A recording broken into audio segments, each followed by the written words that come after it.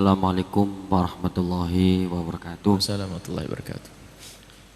Buya, saya ingin bertanya. Saya telah kemarin membaca kitab fikih bahwa di dalam fikih menjelaskan untuk akikoh anak laki-laki jatahnya 2, kemudian perempuan 1. Yang saya ingin tanyakan, untuk laki-laki jatahnya 2, apakah dengan 2 itu kita bisa dicicil? Artinya misalnya ini tahun ini 1, tahun depannya 1 lagi. Kemudian untuk akikoh, di desa saya kadang-kadang orang mengatakan bahwa orang yang berkorban tidak akan diterima atau tidak boleh kecuali dengan melakukan akikoh dulu. Soalnya di desa saya Cipelem, Bulakamba, Brebes, rombongan dari Ibu Hajah Miftahul Janah itu mengatakan bahwa orang yang belum akikoh itu tidak boleh korban. Terima kasih. Wassalamualaikum warahmatullahi wabarakatuh. Waalaikumsalam warahmatullahi wabarakatuh. Bismillahirrahmanirrahim. Yang pertama, memang biasanya pertanyaan masalah akikah ini akan mulai ramai di saat masuk hari korban. Ini banyak permasalahan. Permasalahan adalah kesalahpahaman fikih. Kesalahpahaman fikih yang pertama adalah orang ngira korban, saya bicara korban dulu, ngira korban itu seumur hidup sekali. Ini nih kesalahpahaman fikihnya. Sehingga kalau ada Pak Haji diajak korban, oh saya sudah korban, kapan? 10 tahun yang lalu. Ini coba di masyarakat. Jadi sering baca, saya belum korban, saya sudah korban, saya belum korban, saya sudah korban. Padahal yang namanya korban itu sunnah. Kapan kita masuki bulan Idul Adha, maka itu disunahkan kita untuk korban. Ya kalau 60 tahun, kalau kita ketemu 60 kali ya 60 kali. Sunnah, tetap sunnah, tetap sunnah, tetap sunnah. Baik. Nah kalau akikah seumur hidup sekali. Haji sekali. Ini makanya korban itu dianggap kayak haji. Makanya sekarang itu kampung di Indonesia itu sedikit penduduknya. Sebab di satu dosa itu penduduknya cuman, kalau bisa ketahuan di hari raya penduduknya cuma 46. Dari mana tahunya? Kambingnya cuma 46. Berarti kan kambingnya 46, penduduknya cuma 46. Yang korban cuma 46 orang, yang lain nggak ngerti kalau korban itu sunnah baginya. Dan kalau orang sadar korban ini akan menabung, tidak membeli di waktu mahal, bisa jauh-jauh. Setelah bulan haji buar, beli untuk disembelih tahun depan. Sunnah setiap orang, sunnah ini ya. Setiap tahun. Baik, adapun masalah akikah itu disunnahkan dah. Kapan akikah itu disunnahkan? Dan siapa yang sunnah? Akikah disunnahkan atas orang tua. Jadi orang tua yang punya anak sunnah dia mengakikai anaknya. Bukan saya ngakikai abah ayah saya, bukan saya ngakikai. Jadi hakikah itu pada dasarnya adalah jika seorang bapak dikarunia oleh Allah putra seorang anak, maka sunnah bagi bapak bukan bagi anak. Sunnah bagi bapak untuk mengakikai. Madhab kita jumhur ulama mengatakan sunnah, ada sebagian mengatakan wajib.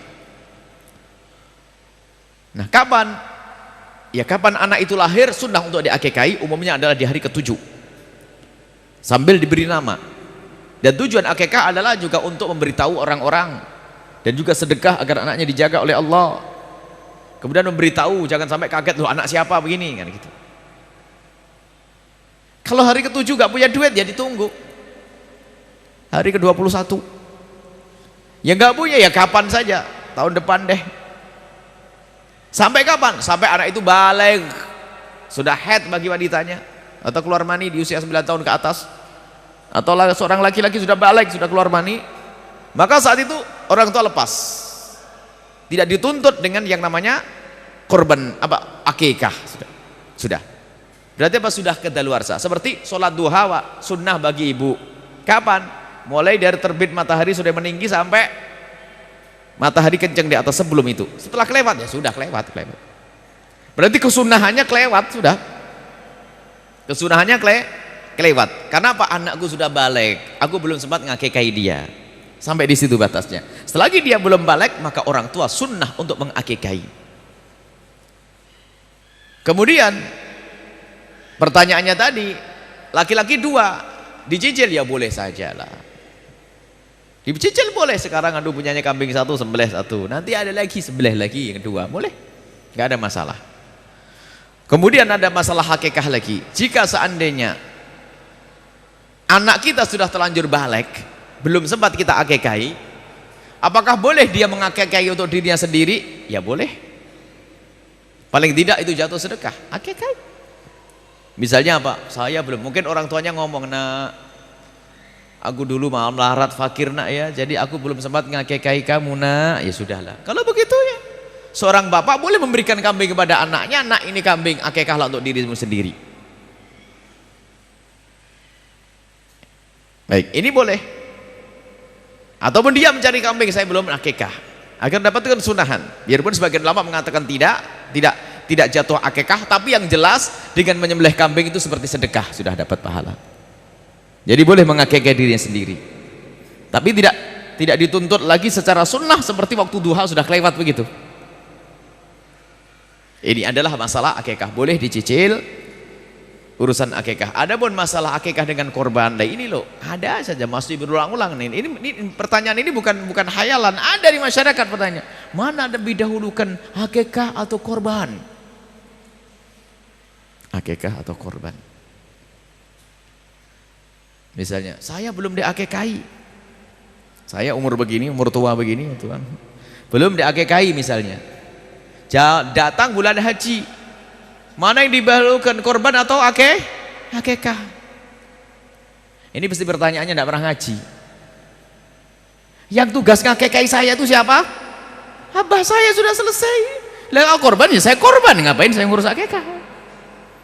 Nah ini kadang-kadang pikir ini, belum akikah. Yang tugas ngakikahi saya adalah ayahanda saya. Kecuali begini bunyinya, saya mendapatkan anak, alhamdulillah mendekati bulan haji punya anak. Misalnya tanggal 3 Dzulhijjah punya anak. 10 Dzulhijjah itu ini mana kurban atau akikah? Ini kan begitu loh. Akikah tugas siapa? Tugas saya. Kurban untuk saya juga saya. Mana begini? Nah, ini masuk akal pertanyaan ini. Mana yang lebih dahulukan? Ditanya dulu, ente bakal punya duit lagi enggak nanti kalau akikahnya diundur sedikit? Oh punya, ya sudah korban aja sekarang, nanti akikah biar banyak yang disembelih nanti. Sebab kalau dijadikan akikah nggak bisa korban. Tapi kalau akikah tinggal mundur beberapa hari saja, nggak susah sebetulnya. Yang menjadi masalah tuh pertanyaan itu muncul karena orang menganggap korban itu seumur hidup sekali. Itu jadi korban, kalau ada orang belum diakikahi, korban adalah sunnah yang dikukuhkan. Adapun akikah bukan tugas saya, tugas abah saya. Kalau abah saya ternyata belum mengakikahi, ya karena tidak mampu. Memang itu dituntut, nggak ada. Kalau semua kullu mauludin marhunun bi akikatihi, semua bayi itu akan digadai dengan akikahnya. Kalau tidak diakikahi nggak bisa beri syafaat kepada bapaknya. Loh, bapaknya melarat, nggak punya duit. Masa Islam apa ajaran sekejam itu nih? Ini kan salah fahamnya santri yang ngantuk kerjaannya ngeliwet tok. Belajar yang jangan merepotkan orang, sederhana sebenarnya permasalahannya. Tapi ini pertanyaan saya sering setiap masuk kalau begini pasti setelah hari Idul Adha itu coba ini tahun depan itu ada lagi pertanyaan karena beliau pasti ditanya lagi kalau ustadz di kampung itu banyak ini terulang-ulang. Saya jadi akikah adalah sunnah yang dibebankan oleh Allah kepada orang tua untuk mensyukuri anaknya. Adapun korban atau atas diri, kalau saya punya anak maka saya dan anak dan istri korban. Kalau 10 12 12. Kalau ternyata punya satu, kalau punya satu saja, aduh nih satu keluarga cuma punya satu nih, lumayan satu. Seperti Nabi pernah dalam riwayat Nabi menyembelih satu korban untuk keluarga, hadhi udhiyati wa ahli baiti. Ini adalah korban untukku dan keluargaku. Istilahnya sunnah kifayah. Jadi kalau kita punya keluarga 10, hendaknya nyembelih 10. Kalau nggak bisa 10 ya 9, nggak bisa 9 8, nggak bisa 8 nggak bisa 1. mewakili keluarga semuanya. Mewakili keluarga semuanya. Pokoknya jangan sampai nggak nyembelih kambing. Nah, ini. Makanya waktu kita di Arab dulu waktu sekolah, waktu pertama berumah tangga itu, baru sholat hari raya Idul Adha itu ibu tetangga ngomong, nanti tak kirim dagingnya. Oh iya, kebayang di Indonesia doa on kan? Ya gitu, gitu. Tak tanya apa, separuh kambing gelembuk. Oh begitu, rupanya setiap rumah itu pasti nyembelih kambing 1, 2 dan sebagainya. Dikasih separuh kambing. Karena kita sudah berumah tangga, dikasih separuh kambing. Sebelahnya separuh kambing, bingung. Akhirnya buat maulidan sama anak-anak, sama temen nenek. Jadi budaya ini. Jadi namanya hari raya besar tuh membesar betul, makan besar, enak daging semuanya. Di Indonesia Masya Allah memang orangnya qanaah, jadi cukup 3 on, 4 on. Sudah begitu ada yang aneh-aneh lagi, dikalengin kasih tahun depan. Sudah sedikit kasih tahun depan, aneh lagi nih. Ikan lohan, ikan patin karena zaman korban dikornetin. Kelamaan nih kayak di negeri yang kebanyakan korban saja ya. Kita ngingetkan, enggak usah pakai kornet-kornetan itu. Mau di kemana, mau di apa, mau dibawa kemana, ke Irian. Kirimkan duitnya sama biaya untuk ngalengin sudah jadi. Biaya pengalengannya, korbannya tetap di sini. Sebab di sini juga masih kurang. Paling banter 7 on ya, 7 on, 6 on, anaknya 10 dapat 1 akhirnya jangan dikunyah anak biar awet. Walhasil sudahlah, ini fatwa aneh-aneh. Sudahlah, korban segera disampaikan, terlambat dari hari tasyrik haram bagi yang membaginya, zalim kepada. Makanya korban itu hendak dituntas pembagiannya kapan? Hari tasyrik yang ketiga. Jadi hari raya pertama, kemudian besoknya hari tasyrik 11, 12, 13. Dan korban itu sepanjang hari tasyrik masih bisa. Misalnya ibu hari raya Idul Adha nggak punya kambing, tak taunya hari raya Idul Adha mampir ke rumah bibi dikasih duit, boleh besok nyembelihnya. Beli ke pasar, beli. Tidak harus pas setelah sholat. Ditunda sampai esok hari tasyrik yang pertama, hari tasyrik kedua, hari tasyrik ketiga masih boleh. Tapi kalau Anda sudah diamanati untuk membagi daging korban, jangan disimpan ditunda-tunda. Tapi kalau daging korban sudah nyampe kepada Anda dapat bagian dikasih, boleh Anda simpan makan tahun depan juga boleh. Tapi karena sudah dikasihkan kepada Anda. Tapi kalau Anda masih diamanati untuk membagi, jangan disimpan. Kemudian ada daging korban yang wajib sama yang tidak wajib. Ini juga salah di masyarakat.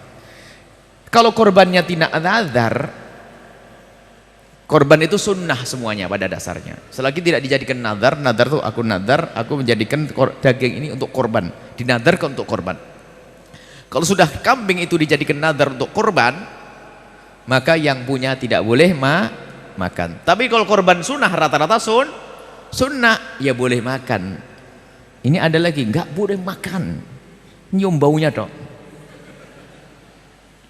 Sehingga kalau sudah tradisi baik, semuanya punya sembelihan kambing, setiap rumah nyembelih kambing, nanti caranya membaginya begini. Saya nyembelih kambing dibagi 3. Korban sunnah tadi dibagi 3. Sepertiga dibagikan pada fakir miskin. Sepertiga untuk keluarga, jangan sampai keluarganya ngiler. Sepertiga lagi dimasak untuk menyambut tamu, karena mungkin tamu datang. Asal dibagi 3. Jadi boleh makan, jangan dikasih bulunya. Ada nggak boleh kata. Masya Allah. Kalau nazar iya nggak boleh. Ini adalah bab korban banyak nih. Hukum-hukum korban tuh banyak. Ini kalau kita bicara korban. Tapi tidak apa-apa, cukup sampai di sini dulu. Masih agak jauh, insya Allah kita akan bahas pada pertemuan selanjutnya, insya Allah. Baik, seperti itu.